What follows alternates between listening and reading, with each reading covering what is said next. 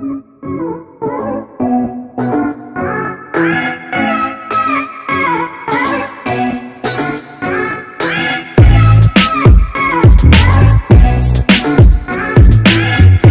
Student, आज આપણે વાત કરશું ધોરણ 12 ચેપ્ટર નંબર 5 ચુંબકત્વ અને દ્રવ્યની અંદર આપણી નેક્સ્ટ થિયરી એટલે કે પૃથ્વીનું ચુંબકત્વ.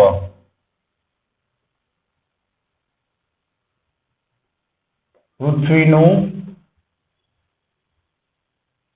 ચુંબકત્વ પછી એની અંદર આપણે વાત કરશું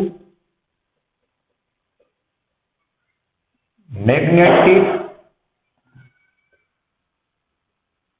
ડેક્લિનેશન. પછી આપણે વાત કરશું એમાં મેગ્નેટિક ડીપ એંગલ. રેડી? જેમાંથી મેગ્નેટિક ડેક્લિનેશન અને મેગ્નેટિક ડીપ એંગલ છે ભાઈ, એ બહુ જ મોસ્ટ ટાઈમથી છે જીનીટ, ગુજકેટ, એમસીક્યુ માટે. ખાસ ધ્યાન રાખજો. અગર એ પહેલા આપણે લાસ્ટ લેક્ચરની વાત કરી તો તમને યાદ હોય લાસ્ટ વિડીયોમાં આપણે લોકોએ આ ચેપ્ટરનો અડધો ભાગ અથવા તો એક ભાગ પૂરો કર્યો હતો.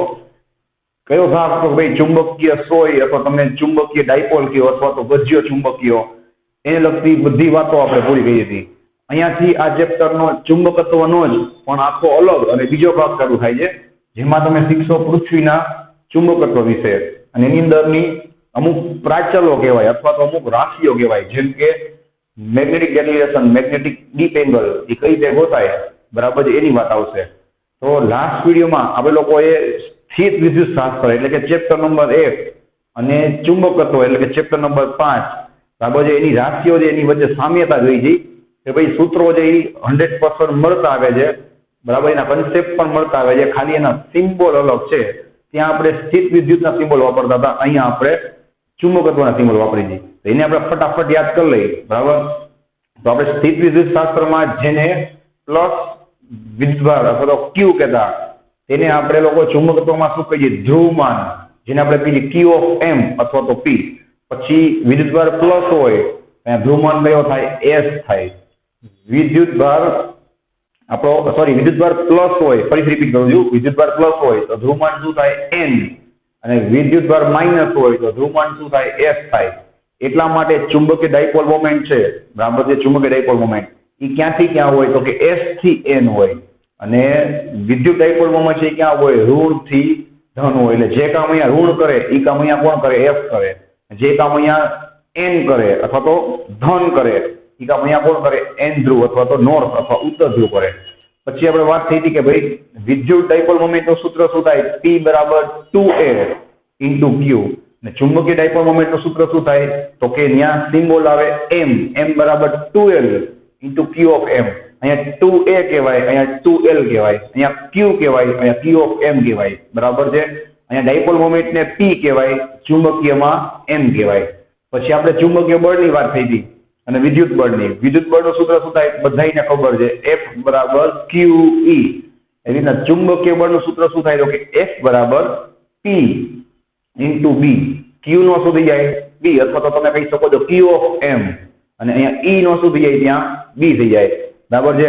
પછી ખાસ યાદ રાખજો, આપણે વિદ્યુત ડાયપોલ છે એની અક્ષ ઉપર વિદ્યુત ક્ષેત્રનું સૂત્ર મેળવ્યું હતું દૂરના અંતરે. એ ડાયરેક્ટ બોલું છું, બરાબર, કે 2kp અપોન ઝેડ ક્યુ. 2kp અપોન ઝેડ ક્યુ. કે એટલે શું થાય? 1/4πε0.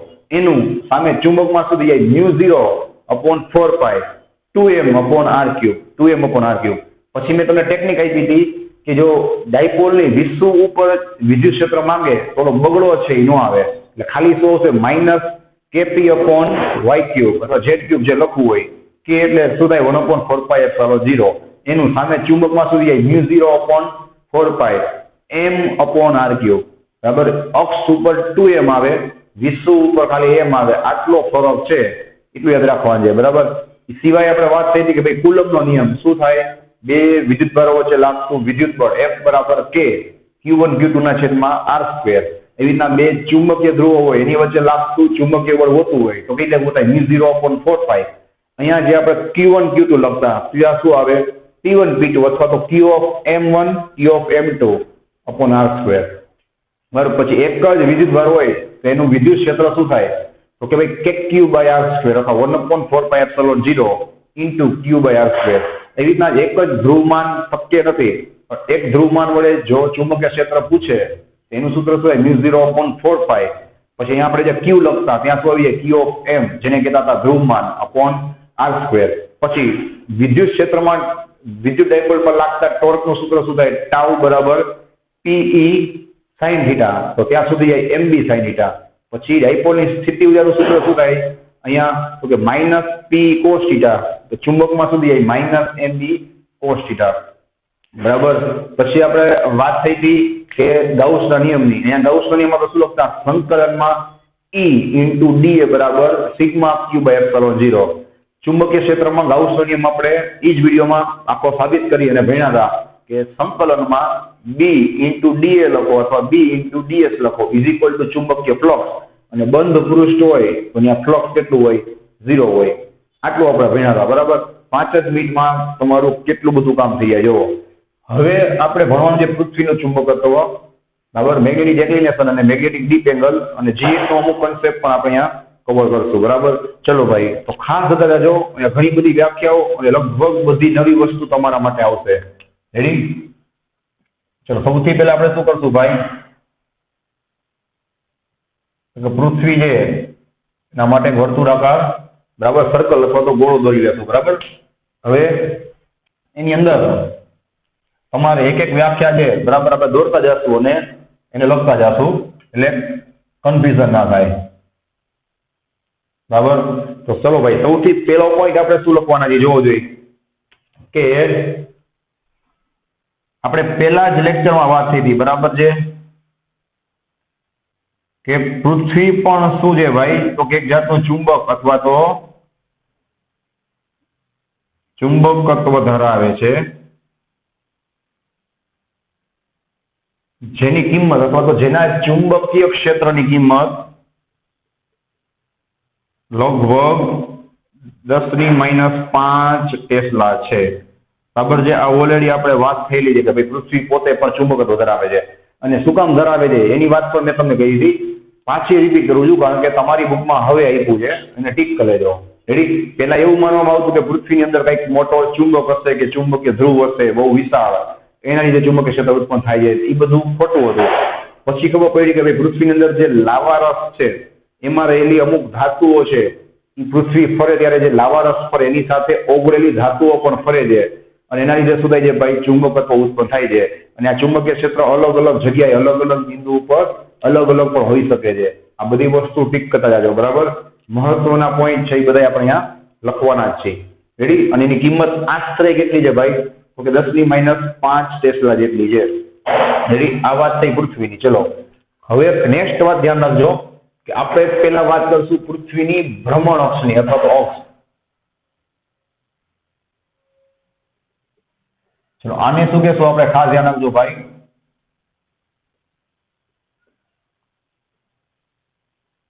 પૃથ્વીની ભ્રમણ અક્ષ. બરાબર. એની આપણે વ્યાખ્યા લખી જ નાખી એટલે તમારે ભવિષ્યમાં કન્ફ્યુઝન થાય ને ત્યારે આ લખેલું કામ આવશે. બરાબર.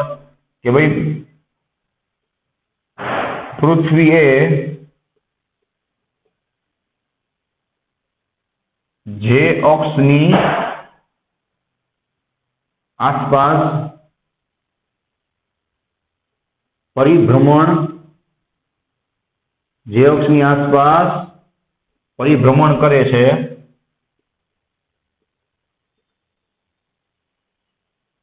તે અક્ષને તેની ભ્રમણ અક્ષ કયો અથવા તો ખાલી અક્ષ કયો. બરાબર. ભ્રમણ અક્ષ કહે છે, અથવા એને સાંભળજો ખાસ, ભૌગોલિક અક્ષ પણ કહેવાય. બરાબર છે. તો સિમ્પલ દેખાય છે ભાઈ કે પૃથ્વી જે અક્ષની આસપાસ દોરી દો બસ પરિભ્રમણ કરે છે, બરાબર છે, એ અક્ષને આપણે શું કહેશું ભાઈ? ભ્રમણ અક્ષ અથવા તો ભૌગોલિક અક્ષ. બરાબર. ચલો, હવે સિમ્પલ વાત છે. આ ભ્રમણ અક્ષ પૃથ્વીની સપાટીને જ્યાં છેદે, પહેલેથી નાની નાની વસ્તુ શીખી લેશો તો આગળ જતા કન્ફ્યુઝન નહીં થાય, નહીં તો આગળ જતા કાંઈ નહીં સમજાય. એટલે આપણે એકદમ વસ્તુ લખીને જ વાત કરી છે, બરાબર, કે ભાઈ ભ્રમણ અક્ષ છે, સમજો. નેક્સ્ટ ડેફિનેશન, ભ્રમણ અક્ષ પૃથ્વીની સપાટીને ચોખ્ખું દેખાય છે. ભ્રમણ અક્ષ પૃથ્વીની સપાટીને જે બિંદુ પાસે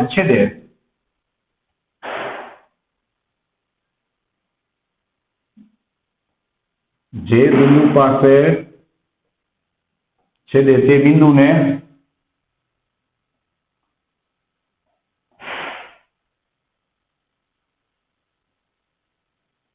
ધ્રુવો કહે છે.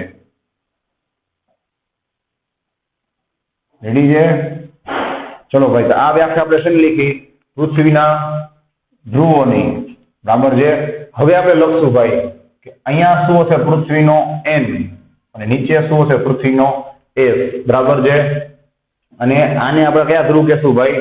તો કે ભૌગોલિક ધ્રુવો, બરાબર છે. અથવા તો આને કહેવાય, ચોખ્ખું લખી જ નાખીએ આપણે, અથવા તેને ભૌગોલિક ધ્રુવો કહે છે. પહેલેથી નાની નાની વસ્તુ સમજતા જાજો. આપણે નકશો વાપરી, નકશો, મેપ, એમાં આપણે ઉત્તર અને દક્ષિણ છે ને, એ હંમેશા ભૌગોલિક ઉત્તર દક્ષિણ લેતા હોય છે. તો નકશામાં જે વાપરી છે એ બધું ભૌગોલિક હોય છે, એટલે યાદ રાખજો.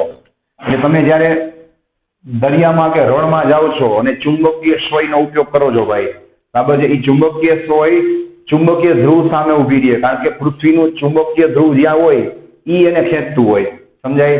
ને આપણે જે નકશામાં જે આપણે જે દિશામાં જવાનું હોય, જે દેશ બાજુ, જે જગ્યા બાજુ જવાનું હોય, એ બધું નકશામાં ક્યાં આપ્યું હોય? ભૌગોલિક ધ્રુવ ઉપર આપ્યું હોય, તો ભૌગોલિક રીતે આપ્યું હોય, સમજાય?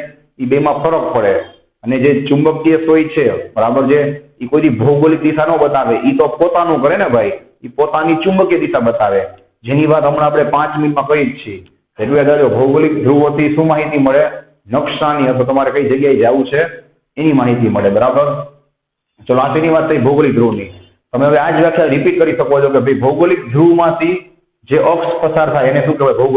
ભૌગોલિક અક્ષ કહેવાય, તોય ચાલે, બરાબર. ચલો, હવે ખાસ ધ્યાન રાખજો, નેક્સ્ટ વ્યાખ્યા આવશે, બરાબર, કે આની જે ભૌગોલિક અક્ષ છે પૃથ્વીની, રેડી, એની લંબ અક્ષને શું કહેવાય? તો કે એની વિષુવ, અથવા તો શું કહેવાય? ભૌગોલિક વિષુવ કહેવાય, બરાબર, જે તમે કયો એ. એનો શું કહેવાય? ધ્યાન રાખજો, ભૌગોલિક વિષુવ કહેવાય. એટલે આ બાજુ શું આવશે? ઈસ્ટ, અહીંયા શું આવશે? વેસ્ટ. રેડી? ચલો, તો નેક્સ્ટ પોઈન્ટ શું લખશું ભાઈ?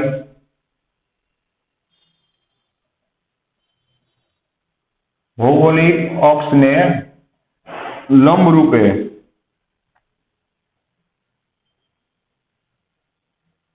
પસાર થતી અક્ષને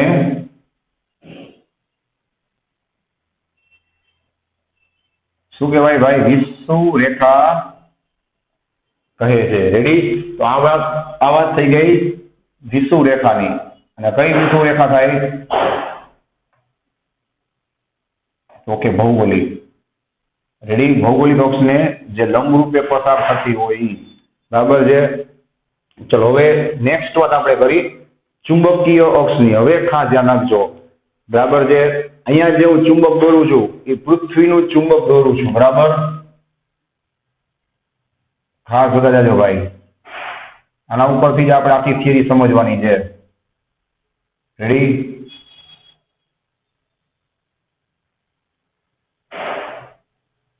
ચલો, આપણે ભણી ગયા છીએ ભાઈ, પેલો જ લેક્ચર હવે તમને કામ આવશે. પૃથ્વીના ચુંબકત્વ વિશેના અમુક ખ્યાલો, કે પૃથ્વીનું ચુંબકીય ધ્રુવ જે અંદર, પૃથ્વીની અંદરથી જે ચુંબકીય ક્ષેત્ર રેખા નીકળે છે એ ભૌગોલિક એસ માંથી નીકળે છે. આપણે વાત થઈ ભૌગોલિક એસ માંથી. એનો મતલબ ચુંબકીય ક્ષેત્ર રેખા ક્યાંથી નીકળતી હોય? એન માંથી. એનો મતલબ આ પૃથ્વીનો કયો ધ્રુવ હોય? એન ધ્રુવ હોય. અને આ પૃથ્વીનો કયો ધ્રુવ હોય? એસ હોય. દોરી જ આપું, એક જ રેખા દોરશું, કારણ કે આગળ આપણે જયારે એક્સ્ટ્રા MCQ ની વાતામાં કરશું જીનિટની, ત્યારે કામ આવશે, બરાબર. જોવો જોઈએ કે આ પેલા તો દોર નાખી, શું થાય? એની ચુંબકીય અક્ષ. રેડી, જ્યાંથી ચુંબકીય ક્ષેત્રરેખા નીકળે છે. ચલો, ચુંબકીય ક્ષેત્રરેખા છે એ આ રીતે ઉત્તર ધ્રુવમાંથી નીકળી, ખાસ ધ્યાન રાખજો ભાઈ, અને દક્ષિણ ધ્રુવમાં પ્રવેશે. જોઈ લ્યો, ઉત્તરમાંથી નીકળી બરાબર છે આ રીતે, અને દક્ષિણ ધ્રુવમાં પ્રવેશે. એક એક એરો દોર્યા છે, બધાયનું કંઈક ને કંઈક કામ છે, યાદ રાખજો.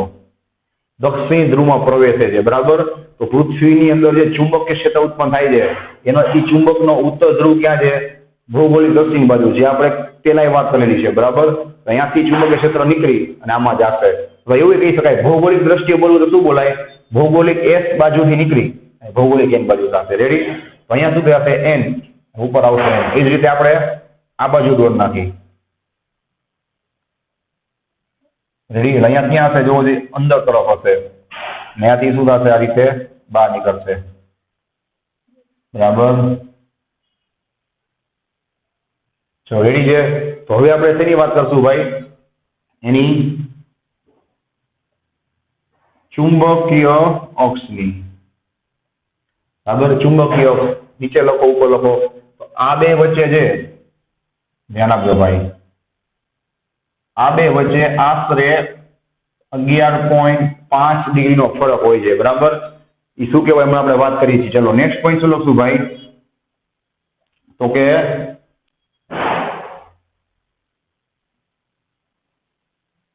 પૃથ્વીના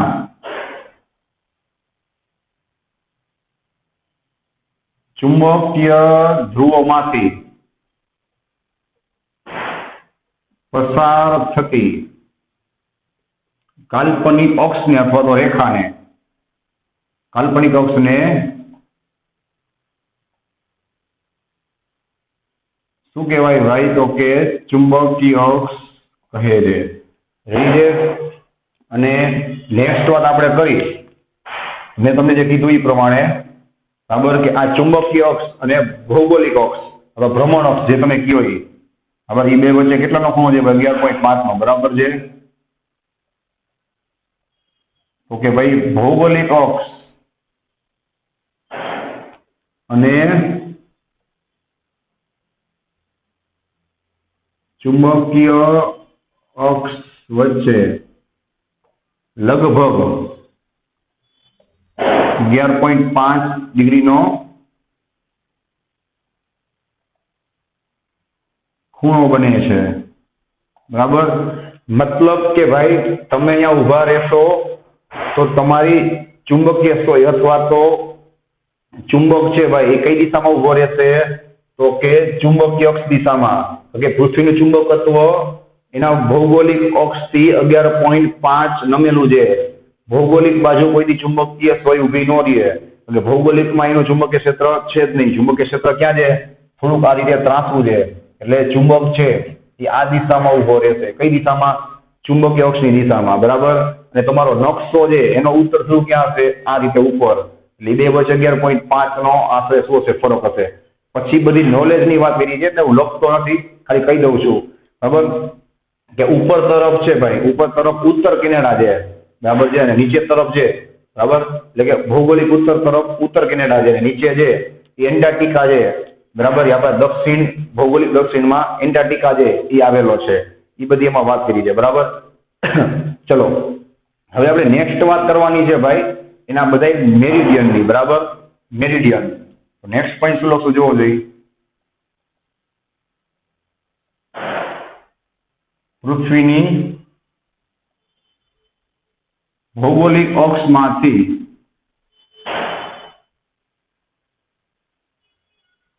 પસાર થતા, અથવા તમે લખી શકો છો, તમને 2 થી 3 રીતે લખી આપું છું બરાબર. પૃથ્વીના ભૌગોલિક ઉત્તર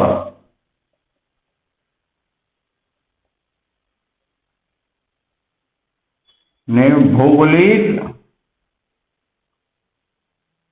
દક્ષિણમાંથી પસાર થતા,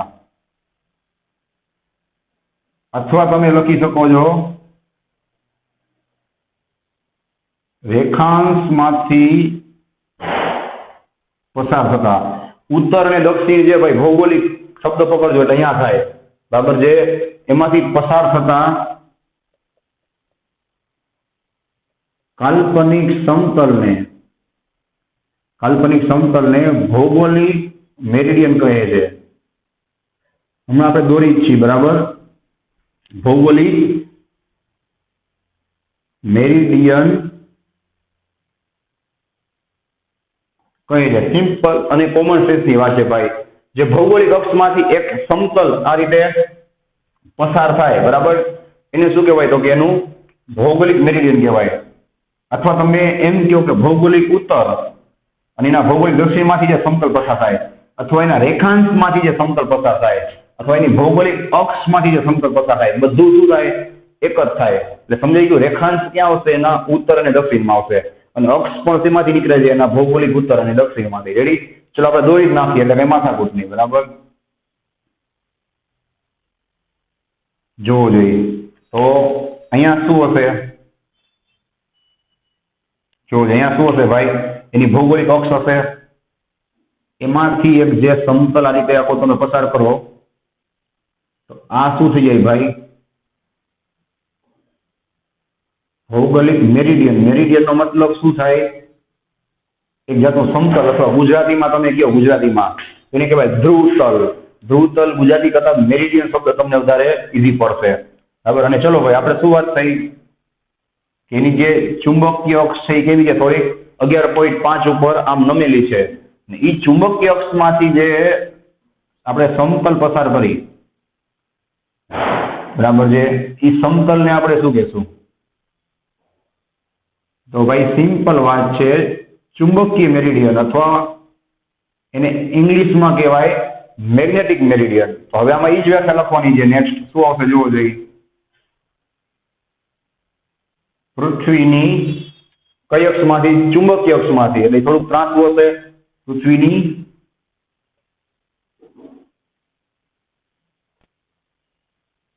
ચુંબકીય અક્ષમાંથી પસાર થતા કાલ્પનિક સમતલને, તો તમે કહી શકો છો ધ્રુવતલને, ચુંબકીય અથવા તો શું કહેવાય? મેગ્નેટિક મેરિડિયન કહે છે. તો તમને એમ પ્રશ્ન થાય કે ભાઈ આ અક્ષ તો આપણે ભણી ગયા, તો પછી મેરિડિયનની વાત કેમ કરે છે? એટલે કે સમતલની. તો હવે જે આપણે મેગ્નેટિક ડેક્લિનેશન અને મેગ્નેટિક ડીપ એંગલ નામની મોસ્ટ ટાઈપની કન્સેપ્ટ અને સૌથી કન્ફ્યુઝન વાળો કન્સેપ્ટ છે એને જે શીખવાનો છે, એના માટે તમારે આ બે મેરિડિયનની જરૂર પડશે. કયા? તો કે ચુંબકીય મેરિડિયન અને ભૌગોલિક મેરિડિયન. એની છે તો નેક્સ્ટ વ્યાખ્યા આપણે શેની લીધી ભાઈ? ચુંબકીય મેરિડિયનની, બરાબર. તો ચલો ફરીથી રિપીટ કરી નાખી. અહીંયા જ ધ્યાન આપજો. આ જે સીધી અક્ષ છે એને શું કહેવાય? ભૌગોલિક અક્ષ, બરાબર. આમાંથી જો લાઈવ બતાવું છું, આમાંથી જે સમતલ પસાર થાય આ રીતે આખું, એને શું કહેવાય? તો કે ભૌગોલિક મેરિડિયન. પછી એને થોડીક ત્રાંસી 11.5 ઉપર, બરાબર. હવે આને કાઢી નાખું છું. 11.5 ઉપર જે અક્ષ છે એ શું છે? પૃથ્વીના ચુંબકીય ક્ષેત્રની અક્ષ છે, એને કહેવાય ચુંબકીય અક્ષ. જેમાં ચુંબકીય ક્ષેત્ર આ રીતે, અને આપણે ઉત્તર કહી દઈએ, ઉત્તરમાંથી નીકળી અને જો લાઈવ બતાવું છું, દક્ષિણમાં આ રીતે ગોળ ગોળ શું થશે? અંદર દાખલ થશે, બરાબર. અને એમાંથી જે સમતલ પસાર થાય આ રીતે, એમાંથી જે સમતલ પસાર થાય એને શું કહેવાય? ચુંબકીય મેરિડિયન કહેવાય, બરાબર છે. ચલો હવે આપણે વાત કરવાના છીએ નેક્સ્ટ કન્સેપ્ટની. રેડી? ચલો ભાઈ, હવે આપણે વાત કરી મેગ્નેટિક ડેક્લિનેશનની. ખાસ ધ્યાન રાખજો આની વ્યાખ્યા, બરાબર છે. પછી આપણે દોરીને બતાવવાના છીએ.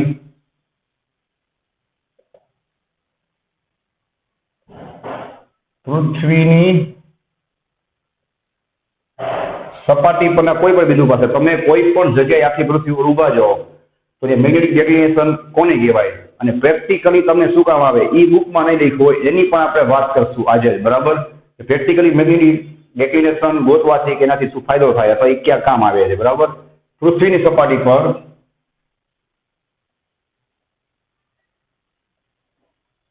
કોઈ પણ સ્થળે પસાર થતા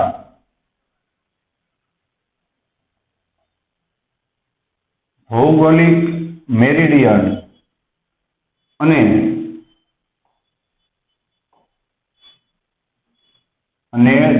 ચુંબકીય મેરિડિયન. ચલો આજે બે મેરિડિયન એટલે કે સમતલની આપણે હમણાં વ્યાખ્યા બનાવી. એ વ્યાખ્યા કામ આવી ગઈ ભાઈ. ભૌગોલિક મેરિડિયન અને ચુંબકીય મેરિડિયન વચ્ચેના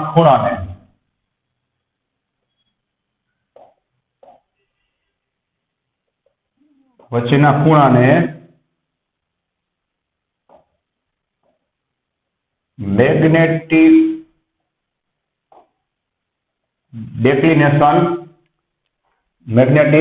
ડેક્લિનેશન કહે છે.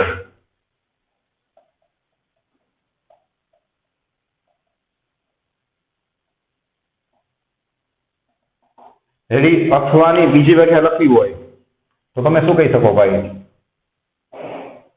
આપણા વ્યાખ્યા કામ નહીં છે અને બેયની ફિગર દોરવાના જ છે. બરાબર છે? જોવો જોઈએ કે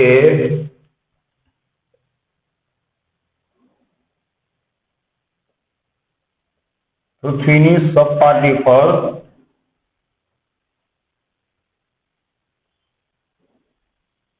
કોઈ પણ સ્થળે તેના ભૌગોલિક ઉત્તર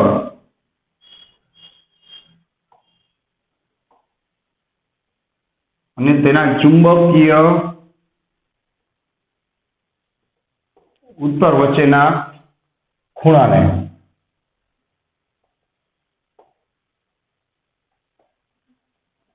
તે સ્થળ પાસે મેગ્નેટિક ડેક્લિનેશન, જેને આપણે સિમ્બોલ આપશું ડી, ઘણી બુકમાં થીટા હશે, ઘણા બધા સિમ્બોલ આના યુઝ થતા હોય છે. બરાબર? ડી કહે છે. ચલો બેયની ફિગર આપણે દોરી નાખી. બરાબર છે? બે એક જ વસ્તુ કહેવા માંગે છે કે ભાઈ ભૌગોલિક ઉત્તર ક્યાં છે? મેં તમને હમણાં પરફેક્ટ શીખવાડ્યું. વ્યાખ્યા પર લખી આપી. અહીંયા હશે ભૌગોલિક ઉત્તર એકદમ સીધું, અને ચુંબકીય ઉત્તર ક્યાં હશે? થોડુંક ત્રાંસું હશે. બરાબર છે? એ બે વચ્ચે જે ખૂણો બને એને શું કહેવાય? મેગ્નેટિક ડેક્લિનેશન કહેવાય. ચલો આપણે એને દોરી જ નાખી. ખાસ જોતા જજો.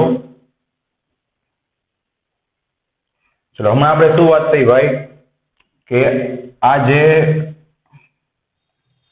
પૃથ્વીની અક્ષમાંથી જે સમતલ પસાર થશે એને શું કહેવાય?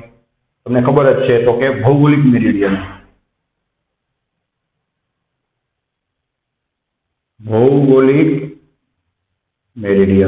રેડી છે?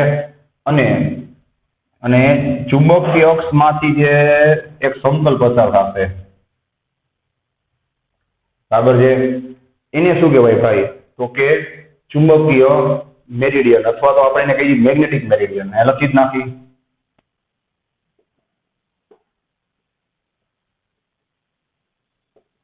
Magnetic meridian. રેડી?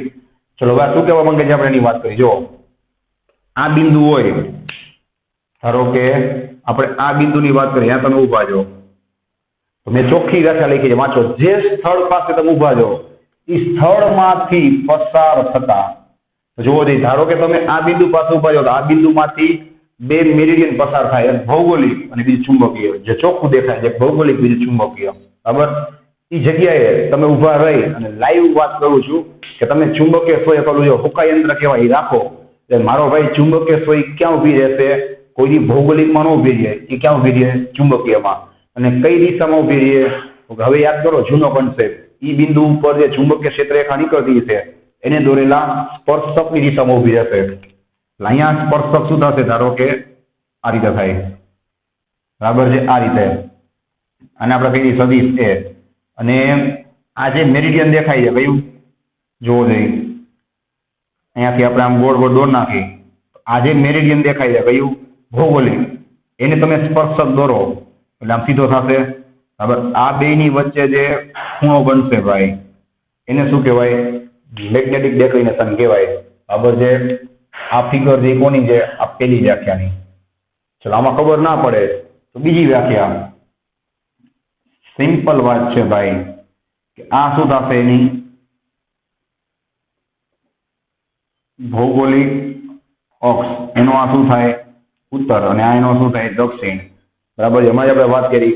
પણ મેં શું કીધું? તમે ચુંબકીય સોયને આમ રાખો બરાબર, આમ ઉત્તર હશે, પાછળ દક્ષિણ, આ બાજુ પૂર્વ, આ બાજુ પશ્ચિમ. તો ચુંબકીય સોય શું થશે ભાઈ? ભૌગોલિક દિશામાં ઊભી નહીં રહે. બરાબર છે, એ જે બાજુ પૃથ્વીનું ચુંબકીય ક્ષેત્ર હશે એ દિશામાં આમ શું થશે? આ રીતે આમ ફરશે. બરાબર છે, તો ચુંબકીય સોય જે આપણે લાઈવ દોરી જ નાખી, એ તો શું થવાની છે ભાઈ? ચુંબકીય ધ્રુવો છે એ બાજુ જ ઊભી રહેશે. આ રીતે દેખાય? બરાબર છે. ચલો, તો આ સોયનો શું હશે? ચુંબકીય ઉત્તર, અને આ સોયનો શું હશે? ચુંબકીય દક્ષિણ. સોયનો અથવા ચુંબકનો શું કામ? તો બધું મેં તમને પહેલા જ લેક્ચરમાં શીખવાડ્યું હતું કે અહીંયા પૃથ્વીનો શું હોય? નીચે તરફ ઉત્તર ધ્રુવ હોય પૃથ્વીના ચુંબકનો. પૃથ્વીનો ચુંબકનો ઉત્તર ધ્રુવ છે એ સોયના દક્ષિણને ખેંચે. ઉપર શું હોય? પૃથ્વીના ચુંબકનો દક્ષિણ ધ્રુવ હોય, જે શું કરે? સોયના ઉત્તર ધ્રુવને પોતાની તરફ ખેંચે, એટલે સોય આવી ઊભી રહી જાય. બરાબર છે, તો ચોખ્ખું દેખાય છે. આ સોયનો શું છે? ઉત્તર, સોયનો દક્ષિણ. સોયની વાત કરું છું. આની પહેલા મેં જે પૃથ્વીની ફિગર દોરી હતી એમાં જે મેં ચુંબક બતાવ્યો હતો એ પૃથ્વીનું ચુંબક હતો, દોર્યું, જોઈ લેજો તમે. આ જે બે જગ્યાએ ખૂણો બને એને શું કહેવાય? મેગ્નેટિક ડિક્લિનેશન કહેવાય. બરાબર, જે આપણી આ વ્યાખ્યા કહેવા માંગે છે. હવે હું તમને એકદમ લાઈવ વાત કરું, પ્રેક્ટિકલ વાત. બરાબર છે, કે આ શું કહેવા માંગે છે તો જોવો જોઈએ. દરિયા કિનારે તમારી પાસે ચલો એક નકશો છે, સાંભળજો. તો સિમ્પલ વાત છે, તમે દરિયા કિનારે જાઓ છો અને તમને લોકો જે તમારું હોકાયંત્ર કે જે છે એમાં આ રીતે રાખશો, તો તમારી જે સોય છે ને ભાઈ, એ તો શું થશે? ચુંબકીય જે ક્ષેત્ર જે બાજુ હશે, બરાબર, એ બાજુ મળશે. પણ જો તમે સોય જે દિશા બતાવે છે, સાંભળજો, બહુ મજા આવે એવું છે. સોય જે દિશા બતાવે છે એ દિશામાં ગયા ને તો તમે ખોટા પડો. શું કામ? કે તમારી પાસે જે નકશો હોય, તમારે જે દેશમાં કે જે જગ્યાએ જવું છે એ તો ભૌગોલિક દ્રષ્ટિએ બધું દોરેલું હોય કે લખેલું હોય, સમજાય? તો ચુંબકીય સોય તમને શું બતાવશે? આ ખોટું બતાવે. બરાબર, ધારો કે આ તમને 22 ડિગ્રી ખોટું બતાવે, એટલે કે એ જગ્યાએ ચુંબકીય સોય છે. બરાબર છે, જો દોરી આપો આ રીતે. આ તમારું હોકાય યંત્ર. બરાબર છે, આની કઈ દિશા થાય? હવે તમારે બોલવાનું છે. કઈ દિશા થાય આ? તો કે એની ભૌગોલિક ઉત્તર દક્ષિણ દિશા. બરાબર, તો તમારી સોય ધારો કે આ રીતે ઊભી રહી ગઈ. તો અહીંયા છે ને બધા એંગલ લખેલા હોય. અહીંયા તમને ધારો કે 22 ડિગ્રી બતાવતું હોય, સાંભળજો. તો તમે જો આ દિશામાં ગયા તો પૂરું. કેમ? તો કે આ તો ચુંબકીય દિશા છે. તમારે શું કરવું પડે? તમારી જે વહાણ કે બોટ કે જે સ્ટીમર કે તમે જે કયો એ જહાજ, એને તમારે શું કરવું પડે? 22 ડિગ્રી જમણી બાજુ લઈ જવો પડે. બરાબર છે, કારણ કે તમારે તો કઈ દિશામાં જવાનું છે? ભૌગોલિક દિશામાં. બરાબર છે, તો તમે શું થાય? સાચા ઉત્તરમાં પહોંચો. આ તમને ખોટો ઉત્તર બતાવે ભૌગોલિક દ્રષ્ટિએ જોવા જાવ તો. હવે આ તો સોય શું કરશે? ચુંબકીય ઉત્તર બાજુ લઈ જશે. બરાબર, અને નકશામાં તમારે જવાનું હોય એ કયો હોય? ભૌગોલિક ઉત્તર હોય. તો તમારે 22 ડિગ્રી રાઈટ સાઈડ તમારે ખસવાનું. બરાબર છે, જો તમે એ દિશામાં આવી જાઓ એટલે તમે શું થઈ ગયા? સાચી દિશામાં જાઓ છો. બરાબર છે, એવું કહી શકાય. તો ડેક્લિનેશન ઉપરથી શું માહિતી મળે? ખબર પડી ગઈ ભાઈ કે તમે જે દિશામાં જાઓ છો એ ભૌગોલિક દિશા સાથે કેટલો એંગલ બનાવે છે, અથવા તમે કેટલી ખોટી દિશામાં અથવા ખોટા એંગલ ઉપર જાઓ છો. બરાબર છે, ચલો હવે આપણે વાત કરવાની છે મેગ્નેટિક ડીપ એંગલની. રેડી? ચલો ભાઈ, હવે આપણે વાત કરી મેગ્નેટિક ડીપ એંગલની. એ પહેલા હજી એક નોલેજની વાત જે બુકમાં લખી છે એ ટીક કરી લેવાની. બરાબર, કે ભાઈ ભારતની અંદર તમે લોકો દિલ્હી અથવા તો મુંબઈમાં ઉભા રહી અને ચુંબકીય સોય લઈ અને ઉત્તર દક્ષિણ માપો ને ભાઈ, તો ત્યાં ડેક્લિનેશન સૌથી ઓછો આવે છે ઇન્ડિયામાં, મુંબઈ અને દિલ્હીમાં. કેટલો? તો કે 0.5 ની આસપાસ. એનો મતલબ શું થયો ભાઈ?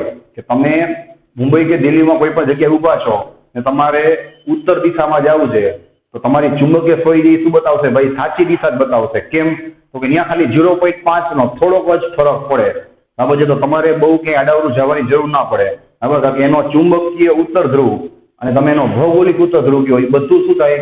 ચુંબકીય સોય સાચું જ બતાવે. હા, ધારો કે તમે ઇન્ડિયામાં કોઈ એવી જગ્યાએ ઊભા છો જ્યાં તમારી ચુંબકીય સોય 15 ડિગ્રી ઉપર, બરાબર છે, આપણે ઉત્તર સાથે 15 ડિગ્રી ઉપર શું થાય છે ભાઈ? ખસે છે. તો તમારે શું કરવું પડે? એનો મતલબ ત્યાં 15 ડિગ્રીનું ડેક્લિનેશન છે. મતલબ કે તમારે ભૌગોલિક ઉત્તરમાં જવું હોય તો તમારે 15 ડિગ્રી જેટલું, બરાબર છે, પાછું એ દિશામાં, એનાથી વિરુદ્ધ દિશામાં તમારે સીધું જવું પડે. બરાબર, જ્યારે મુંબઈ અને દિલ્હીમાં જે ચુંબકીય સોય બતાવે ને એ જ દિશામાં જાઓ ને તોય ચાલે. કેમ? તો ત્યાં એ પરફેક્ટ બતાવે છે. તો એ બે વચ્ચે એંગલ કેવો છે? સાવ ઓછો છે. હવે આપણે વાત કરી મેગ્નેટિક ડીપ એંગલની. એની વ્યાખ્યામાં જે તમને બે શબ્દ કહું છું ને, એ બે શબ્દ તમે 1000 વાર વાંચશો ને તોય ઓછું છે, બરાબર. એ બે શબ્દો પકડીને હાલશો તો જ મેગ્નેટિક ડીપ એંગલ સમજાશે, બાકી લગભગ કોઈ સ્ટુડન્ટને ખબર પડતી નથી, બરાબર. તો પહેલેથી જ કહી દઉં છું, ધ્યાન રાખજો. રેડી? ચલો આપણે પૃથ્વી છે એને ફરી પાછી એકવાર દોરવાની થશે, બરાબર છે. હવે હું એની ડાયરેક્ટ ચુંબકીય અક્ષ જ દોરું છું, કારણ કે મારે એની જ ખાલી, બરાબર છે, જરૂર પડવાની છે. રેડી? હમણાં કઈ વાત થઈ હતી કે આ જે ચુંબક હું દોરીશ કયો દોરીશ? પૃથ્વીનો ચુંબક દોરીશ, બરાબર. પૃથ્વીનું જે ચુંબકીય ક્ષેત્ર છે એની વાત કરું છું. આપણે શું વાત થઈ કે અહીંયાથી ચુંબકીય ક્ષેત્ર નીકળે છે, બરાબર ને ભાઈ? આ રીતે શું થાય છે? અહીંયા અંદર દાખલ થાય છે. આપણે એના એરો માર દઈ, જે બહુ જ કામ આવશે, બરાબર છે. જોવો જઈ અને ચલો ભાઈ, આ એનો શું થશે? વિષુવ થશે. ચોખ્ખું લખી આપું છું. જો આ ચુંબકીય અક્ષ હોય, મેં તમને વ્યાખ્યા શીખવાડી છે કે એને લંબ હોય એને વિષુવ કહેવાય. ભૌગોલિક અક્ષને લંબ હોય ભૌગોલિક વિષુવ કહેવાય. ચુંબકીય અક્ષને લંબ છે એ શું કહેવાય? એનો ચુંબકીય વિષુવ કહેવાય. અને એનો ભૌગોલિક વિષુવ છે એ આમ ક્યાં હશે? થોડો ફરક હશે એમાં, બરાબર છે. ચલો ભાઈ, આ બાજુથી દોરી નાખી. ચુંબકીય ક્ષેત્ર હેઠળ શું થશે? અહીંયાથી પૃથ્વીના ઉત્તરમાંથી નીકળી અને શું થશે? જોવો જોઈએ આ રીતે એના, બરાબર, દક્ષિણમાં દાખલ થશે. ચેક કરી લ્યો, આ બીજી વાર દોર્યું છે, બરાબર. ચલો હવે આપણે વ્યાખ્યાની વાત કરી પેલા, પછી અહીંયા તમે બધું સમજી શકશો કે મેગ્નેટિક ડીપ એંગલ કોને કહેવાય. જોતા જાજો કે ભાઈ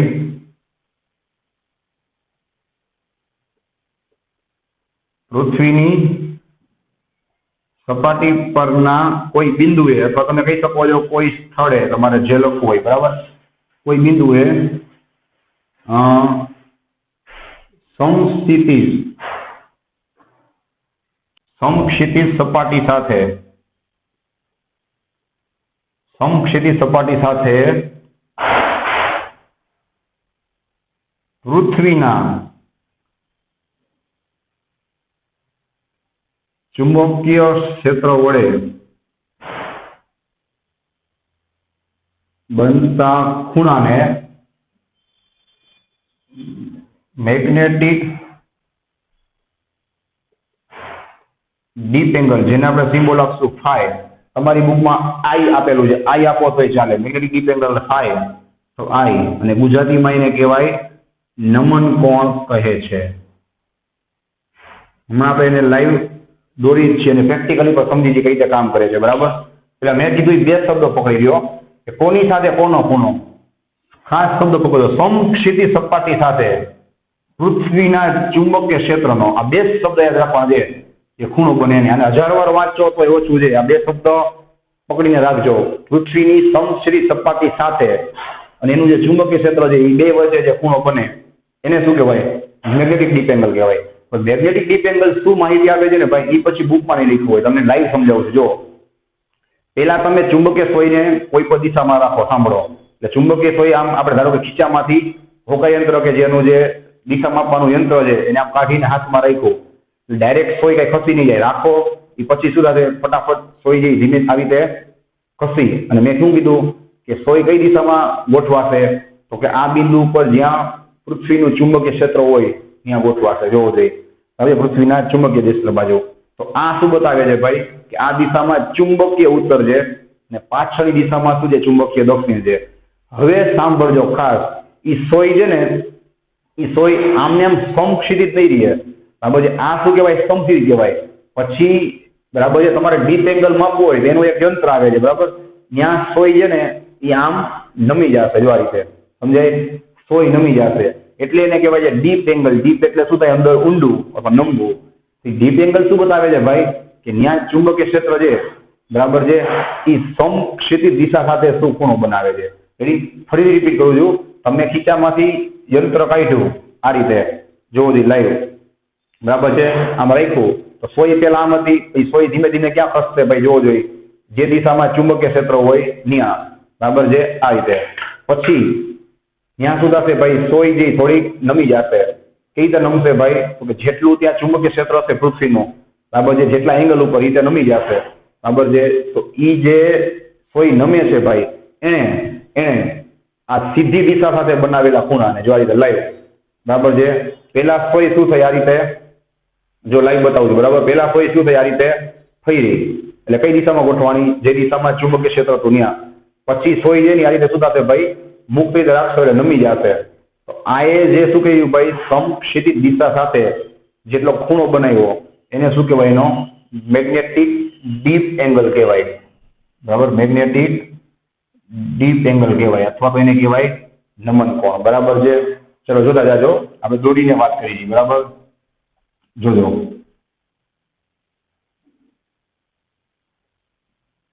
ચલો ધારો કે આ શું છે ભાઈ? લખી જ આપું છું. ચુંબકીય મેરિડિયન છે. આમાં આપણે લોકો ડીપ એંગલ અને મેગ્નેટિક ડિક્લિનેશન બેયનો કન્સેપ્ટ આવડતું. મેગ્નેટિક ડિક્લિનેશનમાં શું હોય? ખાલી સોય આ રીતે ખસે, સમક્ષિતિજ ખાલી આ રીતે આમાં ગોળ ગોળ ફરે. અને ડીપ એંગલમાં શું થાય ખબર છે? સોય ઉપર નીચે થાય. આ પ્રેક્ટિકલ વાત કરું છું, જે બુકમાં નહીં હોય, સમજાય? તો આ ધ્યાન રાખજો. એટલે કે ડીપ કરશે, ડીપમાં છે નમશે. નમે એટલે શું કહેવાય? નમન કોણ કહેવાય. ડિક્લિનેશનમાં કોઈ નમે નહીં, ખાલી આ રીતે ફરે, બરાબર. અને ઓમાં શું થાય? નમી જાય. રેડી? જે આપણે પ્રેક્ટિકલી દોરી છે, જોતા જાજો. હવે સિમ્પલ વાત છે ભાઈ, પાછળ આપણે દોરી નાખી એનો ભૌગોલિક મેરિડિયન, બરાબર. આ એનો શું થશે? ભૂચુંબકીય ઉત્તર થાય. ધારો કે આ એનો શું થાય? સાંભળજો, ભૂચુંબકીય દક્ષિણ થાય, બરાબર. તો ચલો હું સોયને કાઢીશ એટલે સોય ક્યાં ઉભી રહેશે? તો કે આ દિશામાં, જે બાજુ હમણાં જ વાત થઈ, ચુંબકીય ઉત્તર હોય, બરાબર ને ભાઈ? ત્યાં શું થાય? સોય ઉભી થઈ જાય. ચેક કરી લો, આ દિશામાં શું થાય? સોય ઉભી રહે, બરાબર છે. પછી ઈ તો શું બતાવે? તો કે એનો ડેક્લિનેશન. ડેક્લિનેશનની વ્યાખ્યા શું હતી? તો કે ભૌગોલિક મેરિડિયન અને ચુંબકીય મેરિડિયન વચ્ચેનો ખૂણો. ડેક્લિનેશન બતાવ્યો. હવે ઈ બિંદુ પાસે ધારો કે ડીપ એંગલ બનતો હોય તો તમારી સોય જે શું થશે? આ રીતે નમી જશે. જો સોય જે શું થશે? આ રીતે થોડીક નમી જશે, બરાબર. પેલા ઈ શું થશે ભાઈ? ચુંબકીય દિશામાં ગોઠવાશે, બરાબર. કારણ કે પૃથ્વીનું ચુંબકીય ક્ષેત્ર એને ખેંચતું હોય. ને પછી શું થશે? જેવો ડીપ એંગલ હોય એ પ્રમાણે નમશે આ રીતે, બરાબર. આમ પણ નમી શકે છે, બરાબર. તો મેં શું કીધું તું ભાઈ? વાંચો, સમક્ષિતિજ સપાટી એટલે સમક્ષિતિજ થઈ ગઈ, એની સાથે પૃથ્વીના ચુંબકીય ક્ષેત્ર વડે બનતો ખૂણો, બરાબર. તો આ જે સોય છે એ શું બતાવશે? અહીંયાથી પૃથ્વીનું ચુંબકીય ક્ષેત્ર, બરાબર, કે આ દિશામાં છે. ને એની વચ્ચે જે ખૂણો થાય એને શું કહેવાય? તો કે આપણો મેગ્નેટિક ડીપ એંગલ કહેવાય, જેને ફાઈ અથવા તમે શું કહી શકો છો ભાઈ? આઈ, બરાબર છે. તો ફરી એકવાર રિપીટ કરું છું ભાઈ, આ ધારો કે ભૌગોલિક ધ્રુવ છે, બરાબર છે. સોય જે ખસીને આમ ગોઠવાઈ ગઈ, તો આ બે વચ્ચે જે તમને એંગલ દેખાય છે એને ડેક્લિનેશન કહેવાય. પછી સોય છે નીચે નમી જાય, બરાબર છે. અને પછી જે ખૂણો બને એને શું કહેવાય? ડીપ એંગલ કહેવાય. એનાથી માહિતી શું મળશે ડીપ એંગલ ઉપરથી? કે કયા બિંદુ પાસે ચુંબકીય ક્ષેત્ર છે એ સમક્ષિતિજ સાથે કેટલો ખૂણો બનાવે છે. રેડી છે? ચલો ભાઈ, તો આ વાત થઈ ગઈ છે ની, તો કે મેગ્નેટિક ડીપ એંગલની. હવે આપણે પ્રેક્ટિકલ વાત કરી, બરાબર છે, કે ઝીણીક માટે તમને શું કામ આવશે, બરાબર. એ પેલા આપણે શું કરી લઈએ ભાઈ? તો કે પૃથ્વીના ચુંબકીય ક્ષેત્ર, જેને આપણે કહેશું બી, એના બે ઘટકોની ચર્ચા કરી લઈ, બરાબર છે. તો કે ભાઈ જ્યાં તમને ડીપ એંગલ મળશે ને ભાઈ, એ બધી જગ્યાએ શું થાય છે? પૃથ્વીના બે ઘટક પતાય છે, જે તમને ઓલરેડી ખબર જ છે. એક સમક્ષિતિજ ઘટક અને બીજો વર્ટિકલ. કે ત્યાં સોય શું થાય છે? આડી ઊભી રહી છે, ત્રાસી. ને તમને ખબર જ છે કે જ્યાં ખૂણો બને ત્યાં બે ઘટક બને, એક કોસ અને બીજો સાઇન. ચલો ધ્યાન આપજો ભાઈ. આ પૃથ્વીનું ચુંબકીય ક્ષેત્ર છે બી, દેખાય?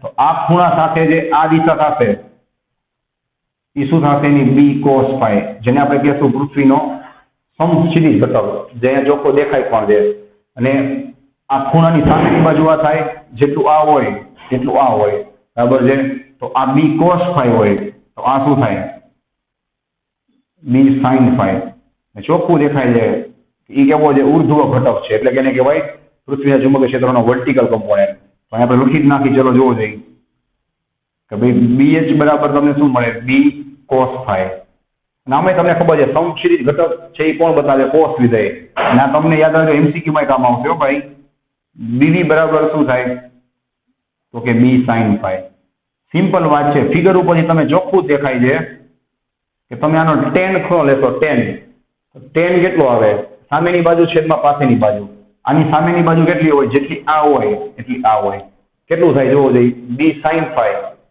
લખો તો એ વાંધો નહીં અથવા તો BV દેખાય અને આની પાછળની બાજુ શું થાય તો કે BH યાદ રાખજો આ તમને MCQ માં કામ આવશે હવે થોડું ત્રિકોણમિતિ લગાડી 2 મિનિટ સાથે બરાબર કે ધારો કે હું BH નો સ્ક્વેર વત્તા BV નો સ્ક્વેર કરું એટલે કે શું લગાડ્યો મેં પાયથાગોરસ નો પ્રમેય તો નિયમ બરાબર તો શું થાય બોલો જોઈએ ચલો નીચે લખી નાખી ઇઝ ઇક્વલ ટુ BH એટલે શું થાય બી cos phi થાય એનો અહીંયા શું કરવાનો વર્ગ બી cos phi નો વર્ગ વત્તા બી sin phi નો વર્ગ રેડી છે ચલો ભાઈ હવે સ્ક્વેર છૂટો કરો એટલે શું થાય બી સ્ક્વેર cos સ્ક્વેર phi વત્તા બી સ્ક્વેર sin સ્ક્વેર phi છેલ્લું સ્ટેપ એકદમ કોમન સેન્સ ની વાત છે બી સ્ક્વેર કોમન કાઢી અને વર્ગમૂળની બારે કાઢો એટલે બી સ્ક્વેર નું વર્ગમૂળ શું થઈ જાય બી થઈ જાય અને હવે તમારું ધ્યાન હોય ચેક કરો કાઉન્સમાં શું વધે cos સ્ક્વેર થાય વત્તા sin સ્ક્વેર અહીંયા શું વધે ભાઈ phi sin સ્ક્વેર phi તો cos સ્ક્વેર વત્તા sin સ્ક્વેર વત્તા cos સ્ક્વેર કેટલા થાય ભાઈ 1 થાય ને 1 નું વર્ગમૂળ 1 થાય બધાને ખબર જ છે તમને શું મળ્યું બી એ સૂત્ર હું અહીંયા લખું છું બરાબર એટલે ક્યાં છે એવું મેં તમને સાબિતી કરી હતી કે ભાઈ બી બરાબર શું થાય તો કે BH નો સ્ક્વેર વત્તા BV નો સ્ક્વેર અને એમને એમ પણ તમને સમજાવી દઉં જો પાયથાગોરસ આ બી છે એ શું થાય આ ત્રિકોણનો કર્ણ થાય કર્ણનો વર્ગ બરાબર બે બાજુના વર્ગનો સરવાળો BV નો સ્ક્વેર BH નો સ્ક્વેર બરાબર અને પછી બે બાજુ વર્ગમૂળ લઈ લ્યો એટલે શું થાય બી બરાબર √ BH square plus BH square ready છે ચલો આ થઈ ગયા પૃથ્વીના ચુંબકીય ક્ષેત્રના બે ઘટક હવે આપણે શું કરી ભાઈ મેગ્નેટિક ડીપ એંગલ માટે થોડી એક્સ્ટ્રા વાત કરી MCQ માં કામ આવે એવી અને GET માં કામ આવે એવી કે ભાઈ વિશ્વ ઉપર મેગ્નેટિક ડિક્લિનેશન કેટલું હોય અને ધ્રુવો પાસે બરાબર અહીંયા ધ્રુવ હશે કયો ધ્રુવ કહેવાય ચુંબકીય ધ્રુવ અહીંયા કયો ધ્રુવ કહેવાય તો કે ભૌગોલિક ધ્રુવ આપણે આની વાત કરીએ ચુંબકીય ધ્રુવ પાસે કેટલું મેગ્નેટિક ડીપ એંગલ હશે રેડી ચલો ભાઈ આમાં 6 થી 7 MCQ ની આપણે વાત કરવાના છે ખાસ ધ્યાન રાખજો કે ચુંબકીય વિશ્વ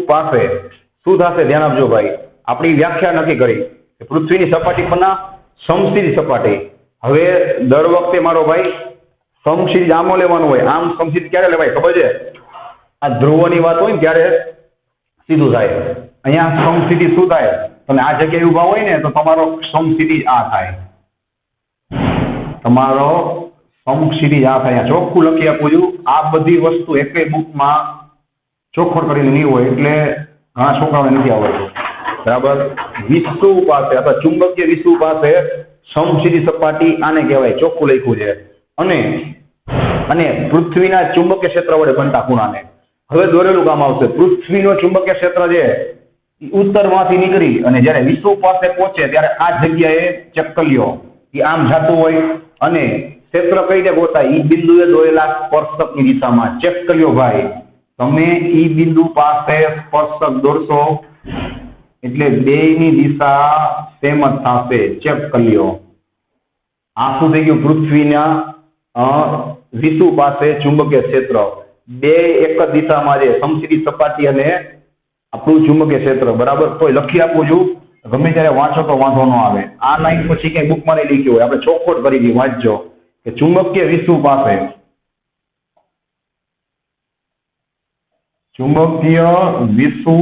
પાસે પૃથ્વીની સમક્ષિતિજ સપાટી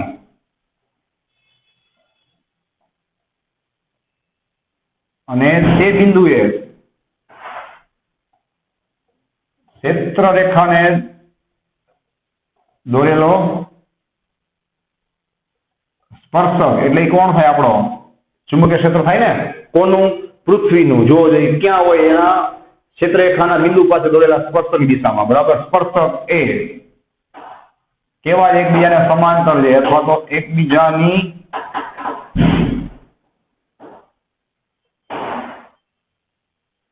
સમાન દિશામાં છે અને આ વ્યાખ્યા ઉપરથી જ આપણે વાત થાય છે એનો મતલબ કે આ વ્યાખ્યા ઉપરથી તો તમે શું કહી શકો ભાઈ આથી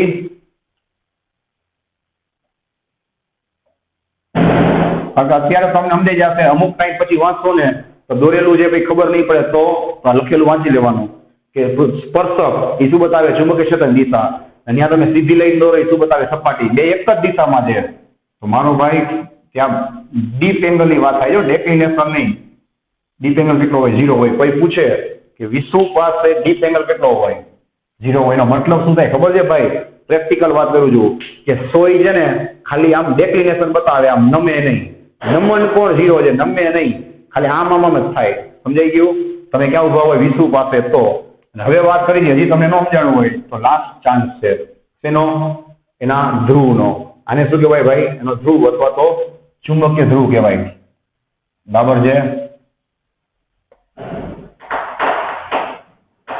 હવે તમને પૂછે ચુંબકીય ધ્રુવ ઉપર શું થાય જોજો ભાઈ આ જગ્યાએ તમે ઉભા હોય તો તમારી સપાટી કોને કહેવાય આને કહેવાય લખી જ આપું છું આ તમારી શું થઈ ગઈ ચોખ્ખું દેખાય છે સમક્ષિતિજ સપાટી અને હવે મજા આવશે ચુંબકીય ક્ષેત્ર જુઓ આમથી ફરીને આવ્યો ને અહીંયા આ બિંદુ પાસે અંદર તરફ જાય છે જુઓ એટલે ત્યાં ચુંબકીય ક્ષેત્ર છે ત્યાં તમે સ્પર્શક દોરવા જાઓ જે તમારા અંદર દોરવો પડે બરાબર ભૂલ ન કદાચ સ્પર્શક આમ ન થાય ચુંબકીય ક્ષેત્રની રેખાને સ્પર્શક દોરવાનો હોય એની ક્ષેત્ર રેખા તો અંદર જાય છે બરાબર છે તો ઈ બે વચ્ચે છે ને મારો ભાઈ 90 નો ખૂણો બને એટલે કોઈ તમને પૂછે ચુંબકીય ધ્રુવ પાસે શું થાય તો કે ચુંબકીય ધ્રુવ પાસે આ ફાઈ છે ને એ મેક્સિમમ હોય કેટલો તો કે 90 ડિગ્રી બરાબર છે એટલે કે સોય છે ને પ્રેક્ટિકલ વાત કરું છું સોય પહેલા આમ ડેક્લિનેશન બતાવે પછી ઊભી રહી જાય પછી શું થાય આખી આમ નમી જાય આખી આમ 90 ડિગ્રી પર નમી જાય કોના સાથે સમક્ષિતિજ સાથે એને કહેવાય એનો ડીપ એંગલ ચુંબકીય ધ્રુવ પાસે શું હોય 90 ડિગ્રી તો તમે એના ઉપર એક લાઈન લખી શકો કે નહીં ભાઈ કે વિષુવથી ધ્રુવ તરફ જતા શું થાય તો કે મેગ્નેટિક ડીપ એંગલ શું થતો જાય ભાઈ વધતો જાય ચોખ્ખું દેખાય છે વાંચતા જાઓ વિષુવ ઉપર કેટલો હતો ભાઈ આ ધ્રુવ પાસે છે આ વિષુવ પાસે હાઇલાઇટ કરેલું છે રેડી 0 હતો જેમ તમે ધ્રુવ પાસે કે એમ શું થતું કે ધીમે ધીમે વધતો ગયો જો આ રીતે પેલા શું હતો 0 પછી વધતો ગયો જેમ તમે ધ્રુવ પાસે પહોંચો એટલે સોયાથી સુધી સીધી થઈ જાય જેને કહેવાય 90 ડિગ્રી બરાબર ચલો અને છેલ્લી વાત આ ઓલરેડી ક્યાંક ને ક્યાંક પૂછાયેલું છે બરાબર છે જોતા જાજો ભાઈ શું થાય હવે આપણે વાત કરી પેલા વિષુવ માટે હમણાં શું વાત થઈ વિષુવ પાસે ઉપર દેખાય જ છે ભાઈ કે ડીપ એંગલ કેટલો હોય ફાઈ બરાબર 0 હોય તો વિષુવ પાસે શું થાય આપણે જોઈ જોજો તમને પ્રેક્ટિકલી પાછું પ્રૂફ કરી દઈશ કે અહીંયા કયો ઘટક છે બી ઓફ એચ બરાબર હમણાં મેં સૂત્ર કરાવ્યું શું બી કોસ ફાઈ કરાવ્યું નહીં એટલે ફાઈ એટલે શું થાય ડીપ એંગલ જો 0 મૂકી દો શું થાય બી કોસ 0 શું થાય 1 થાય બી મળ્યું જોયું તો વિષુવ પાસે ખાલી એનો સમક્ષિતિજ ઘટક છે અને આપણે ચેક કરી ડીબી નું શું થાય છે શું સૂત્ર થાય બી સાઇન ફાઈ બી સાઇન ફાઈ એટલે શું થાય 0 શું આવે 0 આવે જોયું તો વિષુવ પાસે ખાલી સમક્ષિતિજ ઘટક જ હાજર હોય લંબ ઘટક 0 હોય પ્રેક્ટિકલી ચોખ્ખું દેખાય છે કે વિષુવ પાસે આ ચુંબકીય ક્ષેત્ર એકદમ સીધું છે સપાટીને સમક્ષિતિજ છે આમ લંબ નથી એટલે ત્યાં ઉર્ધ્વ ઘટક ગેરહાજર હોય, બરાબર. અને ધ્રુવ પાસે જે તમને આમાં પ્રેક્ટિકલી દેખાય જ છે, જો ભાઈ ધ્રુવ પાસે અહીંયા પૃથ્વીની જે સપાટી છે, પૃથ્વીની સપાટી એને લંબ આખું ચુંબકીય ક્ષેત્ર આમ અંદર ઘૂસી ગયું, કઈ રીતે? પૃથ્વીની અંદર. એટલે શું થયું ભાઈ? ઉર્ધ્વ ઘટક થયો, બરાબર. ઉર્ધ્વ ઘટક જ મળશે, ચેક કરી લેજો તમે. ત્યારે આપણે લખી નાખી ધ્રુવ પાસે એંગલ કેટલો હોય? 90 ડિગ્રી. ચલો ઉપરનું સૂત્ર જ આપણે એપ્લાય કરી. શું થાય? BH બરાબર B cos phi બરાબર B cos 90. ચલો cos 90 કેટલા થાય? 0. ચોખ્ખું આવી ગયું, વાંચી લ્યો. અહીંયા દેખાય છે કે ધ્રુવ પાસે છે ને એનો સમશીરી ઘટક છે જ નહીં, આખે આખો જ અંદર ચુંબકીય ક્ષેત્ર જાય છે. એ શું બતાવે છે? એનો ખાલી એનો ઉર્ધ્વ ઘટક જ બતાવે છે. અહીંયા પર તમે જોઈ શકો છો BB બરાબર B sin phi. કેટલું થાય? B sin 90. sin 90 કેટલા થઈ જાય? 1. તમને શું મળશે? B પૂરેપૂરો મળશે. રેડી? તો ફરીથી કહું છું, અહીંયા ચુંબકીય ક્ષેત્ર સમશીરી જશે અને પૂરેપૂરું કઈ દિશામાં હશે? H દિશામાં, હોરિઝોન્ટલ હશે. ત્યાં ઉર્ધ્વ ઘટક નહીં હોય, અહીંયા ખાલી ઉર્ધ્વ ઘટક હશે, હોરિઝોન્ટલ નહીં હોય. અને આ બેની વચ્ચે હવે તો સમજી ગઈ છો કે સોય છે ને એ ત્રાંસી રહેશે. જો વિષુ પાસે સીધી રહે, ધ્રુવ પાસે આમ ઊભી થઈ જાય, અને બાકી બધામાં શું થાય? થોડો એંગલ બતાવે, 0, 2, 5, 10, 15, બરાબર છે, એવું કહી શકાય. રેડી છે? જ્યાં એંગલ બતાવે ત્યાં તમને બે ઘટક મળે, BH અને BD.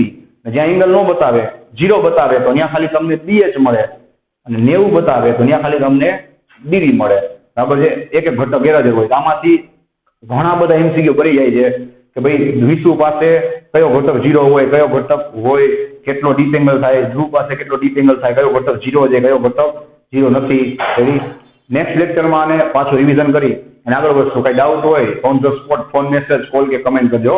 So thanks for watching this video. Take care of yourself and see you soon in the next lecture.